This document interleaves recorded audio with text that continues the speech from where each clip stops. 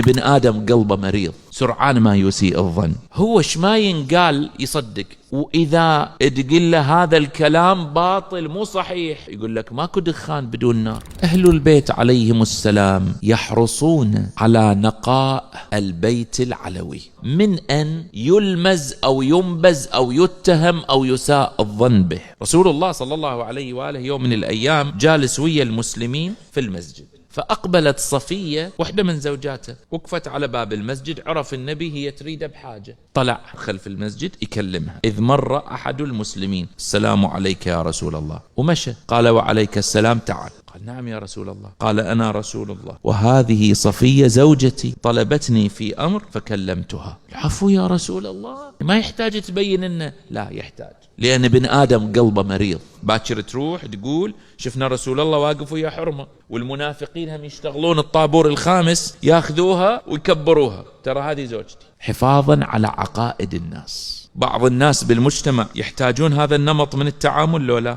لأن سوء الظن طبعا. هو ما ينقال يصدق، أكيد أكو شيء، وإلا ليش صار الكلام؟ شلون تصدق الإشاعات بالأسلوب هذا؟ فاطمة بنت الحمزة أهدت إلى فاطمة الزهراء عليها السلام قلادة عقد، فكانت فاطمة عليها السلام تتزين به، فرأى رسول الله ذلك فأبدى عدم ارتياحه. قال: يقول الناس بنت رسول الله تلبس العقود.